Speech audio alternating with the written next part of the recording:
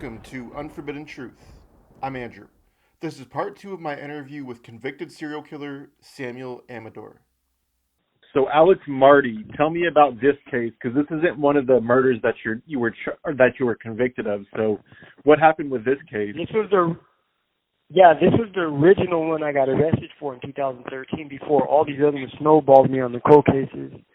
Basically, in 2013 in August, it was brought to my attention because, like I shared with you, when you're doing hits, you stay in contact with a certain individual. So that's why you always hear me say, my contact brought to my attention. Again, my contact had brought to my attention how this guy needed to be dealt with because he was robbing basically like drug lords, for 50 pounds, 30 pounds of methamphetamines, heroin, marijuana. And what he was doing is he was hitting drug houses, So he was a runner for these dudes, but he thought he was slick, and he'd have like the little crews go rob these dudes when they wouldn't be expecting it. Finally, they caught on to like, no, this is what this dude's doing. This dude's fucking on some sneaky, grimy shit. So it was brought to my attention. They wanted that dude bad because he hit quite a few spots. So when it was brought to my attention, this guy needs to go. Especially for 50 racks. At that time, 2013, I wasn't doing too good with money. But like the contracts were low, there wasn't really nobody that you could trust to do shit for, So you brought 50 racks to the table, and I'm like, oh yeah, we can do that. We can do that immediately, So basically, he was kicking back at some broad's pad that I used to know that she sell dope on Elm Street, San Bernardino. So I used to casually go over there, met the dude, shook his hand, got to kick back with him for a little bit. He wanted me to go on a few missions with him and shit, but I already knew what his missions were, so I was like, oh, no, I'm good, man, For about 3 weeks, got to know the dude, got to get his trust a little bit. So one day we walked up the street, there's got like abandoned house up the street.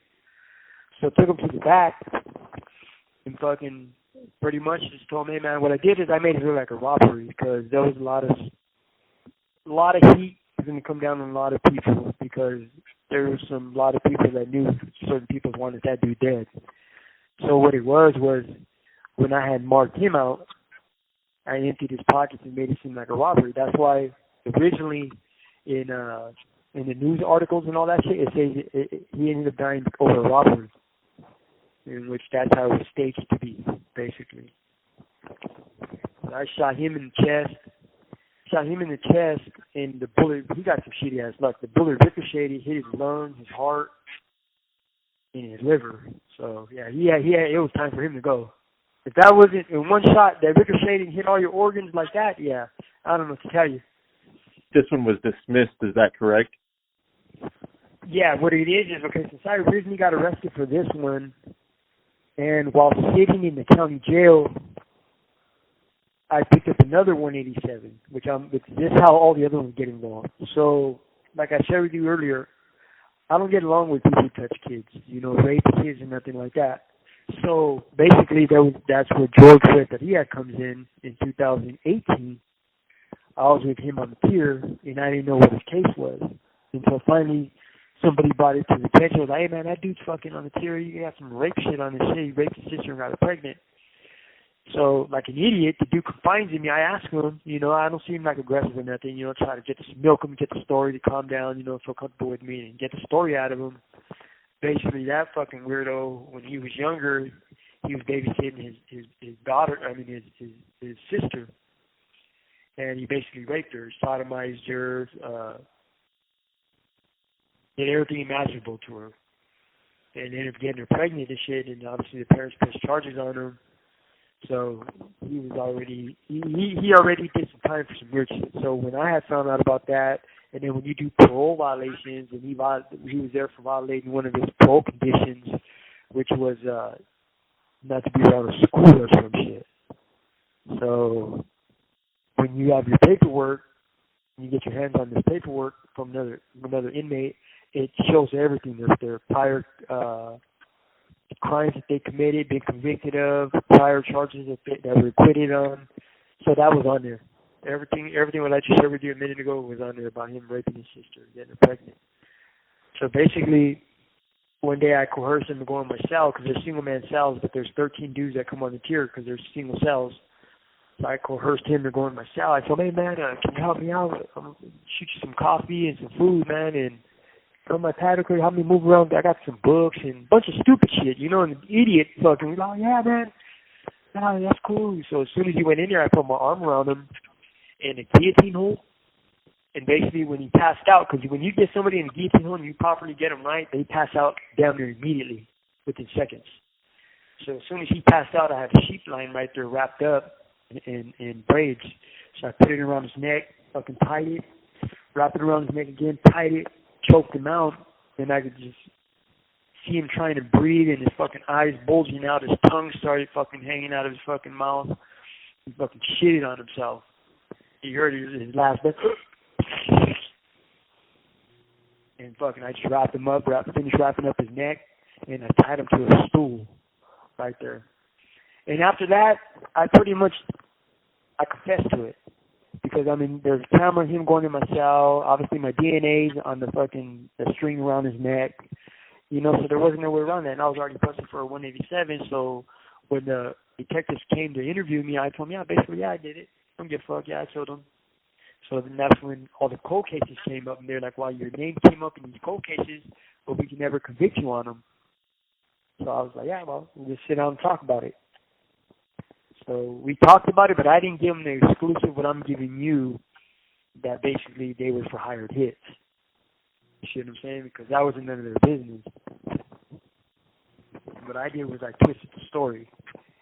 But how I ended up getting the Alex Marty case dismissed was what I did is when they gave me indictments of murders. This call and your telephone number will be monitored and recorded.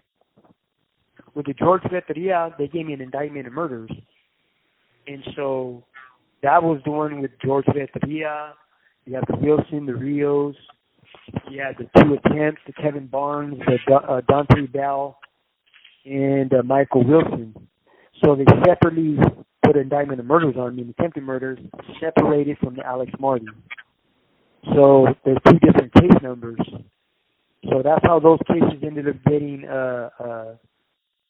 they were consolidated, basically. So when I went to trial on the first ones, on the indictment of murders, basically I got convicted of those. So they were like, well, what's the use of you sitting around in the county and fighting this other Alex Marty murder and these other cases you picked up in the county jail, attempted murder on cops, trying to grab the firearm in the courtroom, multiple stabbings in the county jail. You know, so they were like, well, you're a headache. We're just going to get you the fuck out of here. So they dismissed the Alex Marty case and dismissed the murder on the cops. Did you ever Google that one? The attempted murder on the cop? Yeah, I did, and that came up. It was in like a county jail, wasn't it? Yeah, it was in the county jail. Yeah, last year in February 8th. So what set that off? What set off you stabbing a cop?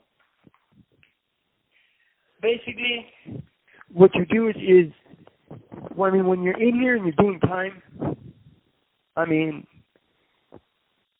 on all sides of the law, you have people, they don't get paid that much money. For one, a lot of these correctional officers and deputies, you know, law enforcement, they don't get paid that much money, you know, they're and they like to live a good life. So basically, if you can get one and pull one aside, basically, and what you call cracking them, you know. And so when you crack one of these guys and they're crooked, and they start bringing in cell phones for you, they start bringing in drugs for you, they start basically utilizing the system to your advantage, what you're doing. You see what I'm saying? So you're paying these dudes, say, $10,000 to bring in like 2 cell phones. You're paying these dudes like fucking $15,000 to bring like, you know, when you go to the store and you buy some cigarettes and a beer, and they give you that brown paper bag, which ain't too big, but it's just enough to put the beer in and the cigarettes. This Right. call and your telephone number will be monitored and recorded. You know what I'm talking about? Right. You know the bag I'm talking about? That I'm just the brown bag that like you would take to school, like a sack lunch. So basically, you would get that filled up with drugs, any kind of drugs you wanted, for like $20,000. So basically, that's what that dude was doing for me. We were doing business, And then he started flaking out. I started paying him money. We had a good business. Reyes, Deputy Reyes, we had a good business going on for about, I don't know, 6-7 months. And then he started getting behind. He didn't want to bring in nothing no more, you know. But he was sitting on my cash. He accepted my cash, but he didn't want to do his part of the shit no more. And he's done it in the past, so he shouldn't have a problem doing it now. So basically, he shammed and shammed and shammed and shammed. And I figured, well, fuck, before this dude moves me out of the unit, you know, I might as well fucking do something to this dude, you know. So I told him I wanted to go to yard, and I just told him, hey, man, you know, I tried to diffuse it where he paid me back my money or, you know, brought in what he said he was going to bring in. And he was like, well, yeah, you know, I'm not going to be able to do that. And, you know, I spent that money. I paid my house and this and this and that. Okay, well, you know, there's consequence to that. So when he had brought me out, that's when I stabbed him several times in the neck, in the ear, in the face. And I didn't give a fuck. I just threw the knife on the floor, you know. So they picked that case up, obviously, because it was on camera. And what they did is they combined that case with the Alex Marty case since it was trailing it. So when they dismissed the Alex Marty case, they dismissed that case as well. That's why I'm not convicted on that one either.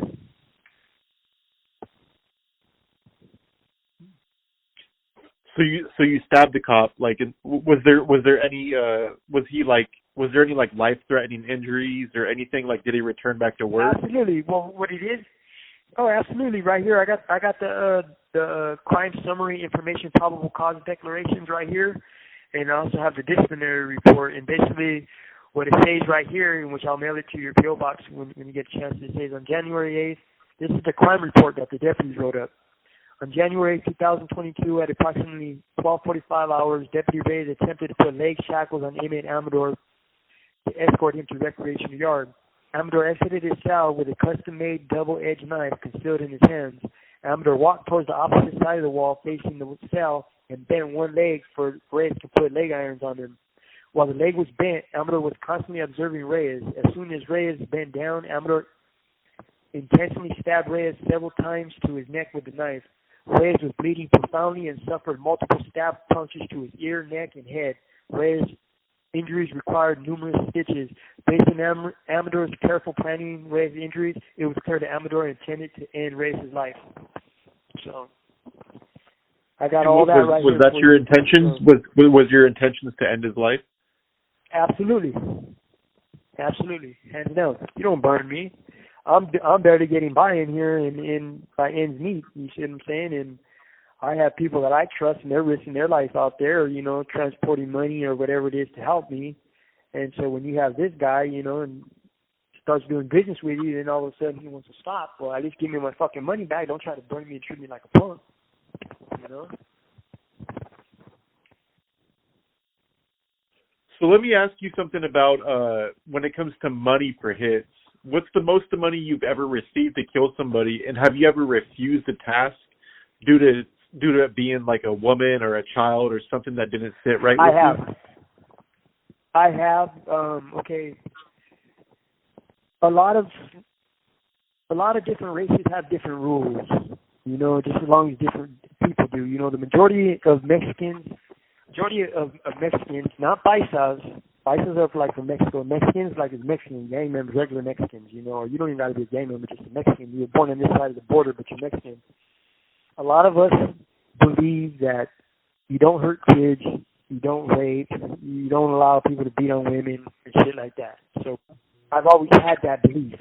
You see what I'm saying? So when something's brought to the table, which has before, with to do a home invasion, murder the mom, take the kids hostage, give them to these people that basically they're going to ask the family for ransom money. I don't kidnap kids.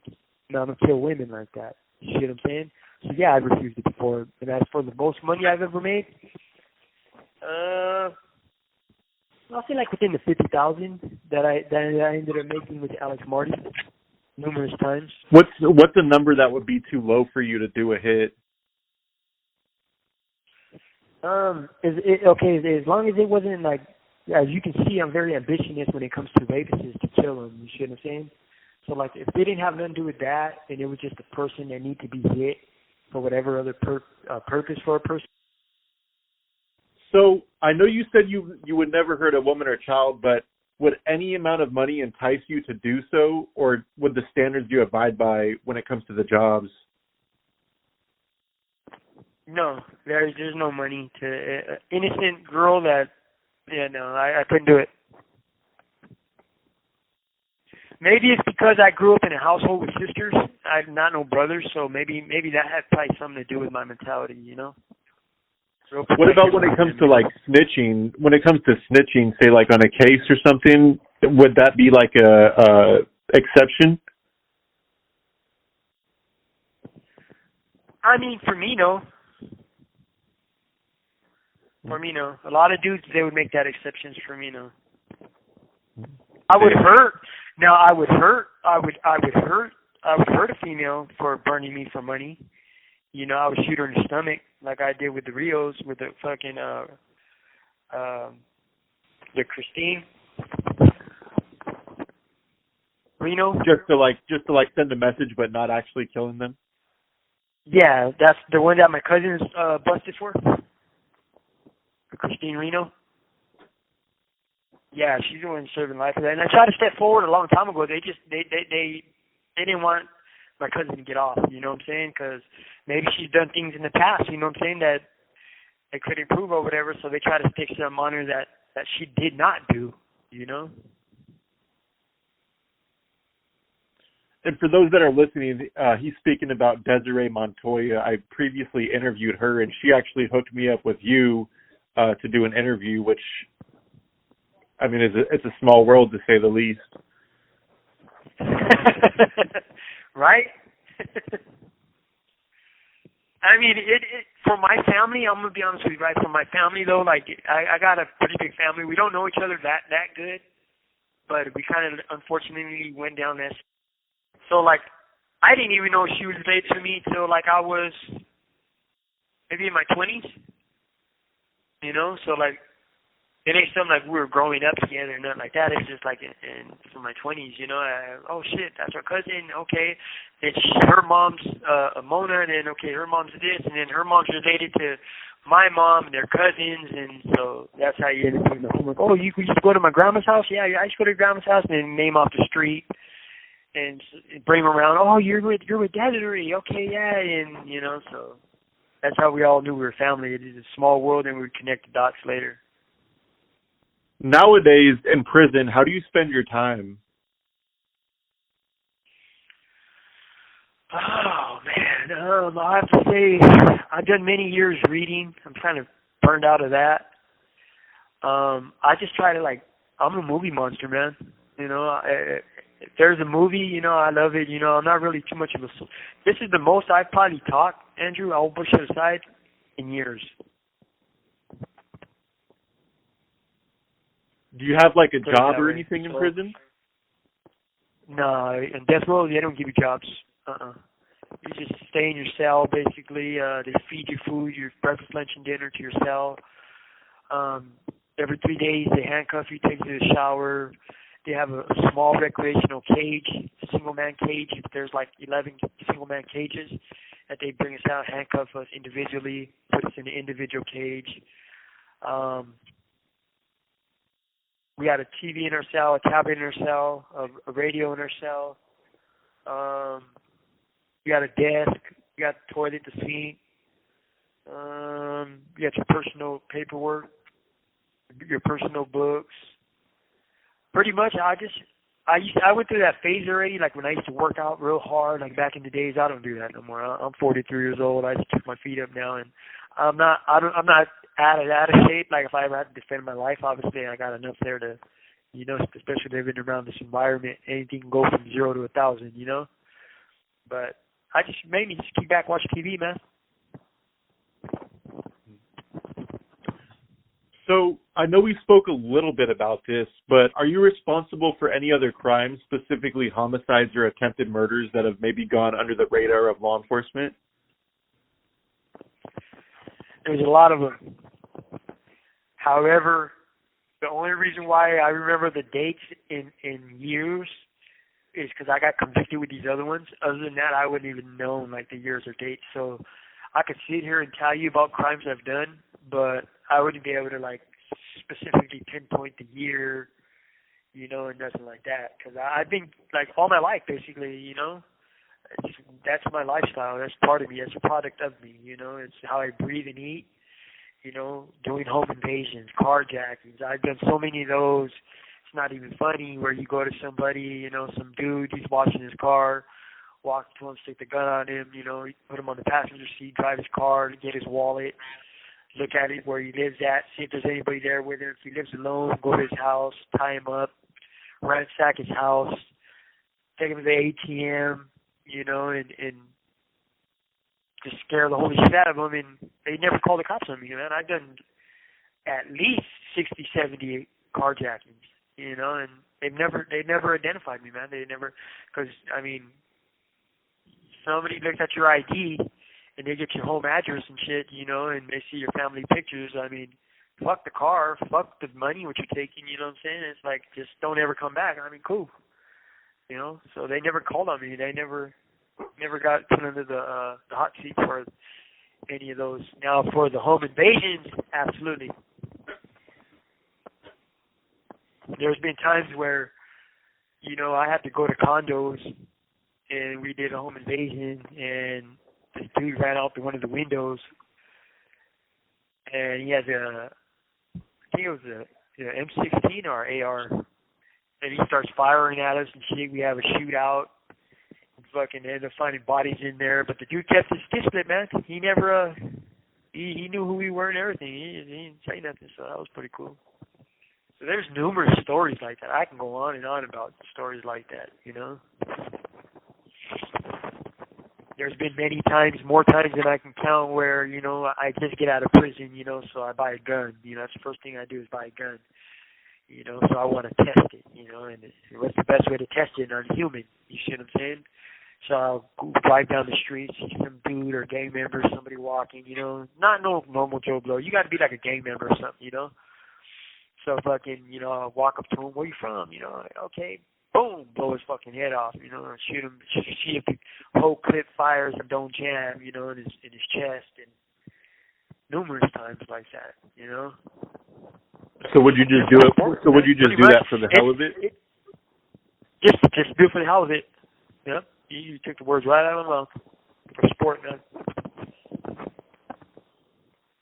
And how many times would you say you've done that when you've gone out and just gone out to shoot just for fun? I stopped counting my body at like 23. Put it that way. And I've been in cars before with me and a bunch of homies, and a car roll up and they got a bunch of dudes in it. You know, they're mad dogging. It's late at night. I jump out the car, fucking shoot each one of those dudes in the head, fucking push the driver over, slump his ass over to the floor, take their car, take it somewhere, you know, burn the car on fire, you know, like nothing. Okay, so what? Okay, they died, whatever. They shouldn't have been mad dogging. That was 3 people dead, you know, just like that.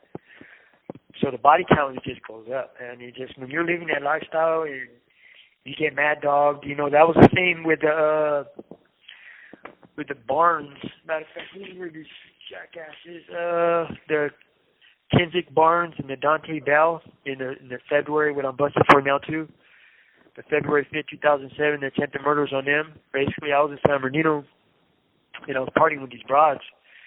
And these 2 black dudes walk by and they're mad dogging like a motherfucker. I'm a short Mexican too, so they figure, you know, if we fuck this dude up, no, it's not going to be a fist fight, stupid. You know, you're like 2 times my fucking weight, you know, each one of you.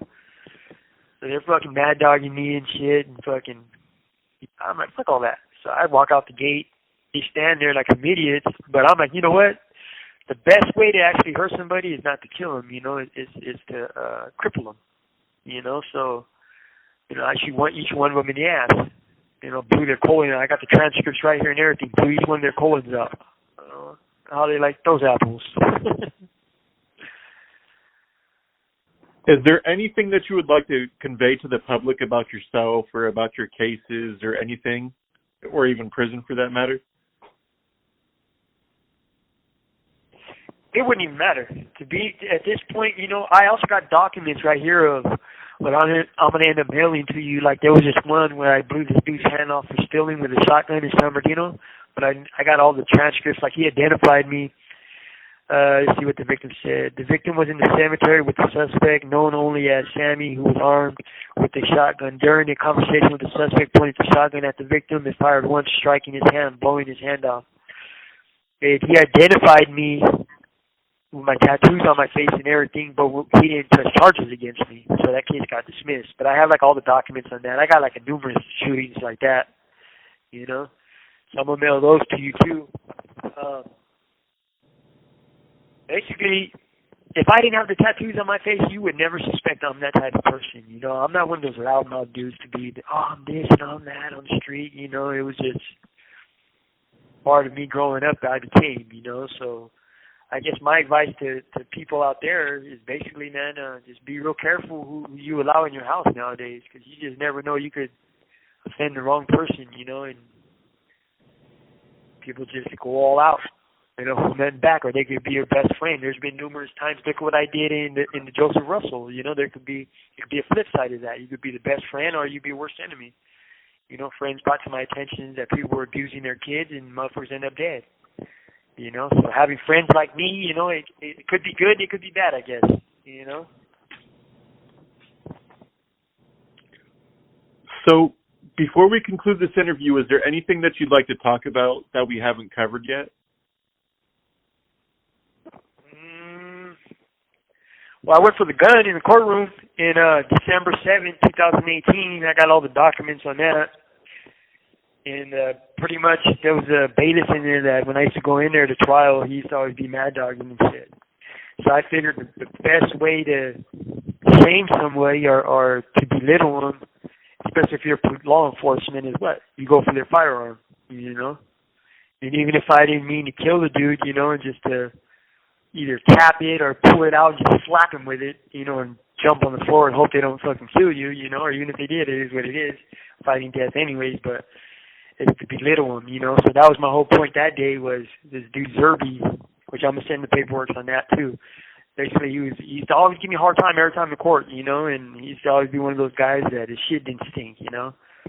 So when I go in there, I went for his firearm and I grabbed it, and then I threw him and he almost stumbled on the floor, but I fucking ended up falling on the floor, and he froze, you know, on the camera and everything. He froze. He didn't know what to do. He wasn't expecting it, you know. He expected to puff his chest out and bully people in there in shackles and shit, and then all of a sudden when shit happens that you expected, all of a sudden the bitch came out of him. So I'm going to send all those paperworks on that too. I got a shitload of fucking discs from there. It's a gang of stories, man. I got a gang of stories that I'm going to send you too, Andrew. I got like 30 disciplines here for stabbings on inmates, and I got another assault on another deputy too. I was over there with a weapon too. So I got a gang of shit, man. And I got pictures of the in-house 187 with the George Renteria. I got a picture of the tier and the cell where that happened at. I got a lot of stuff right here for you. That was part 2 of my interview with convicted serial killer Samuel Amador. For extra content and ad-free episodes, head on over to patreon.com/unforbiddentruth. Thank you for listening. See you on the next one. Unforbidden Truth.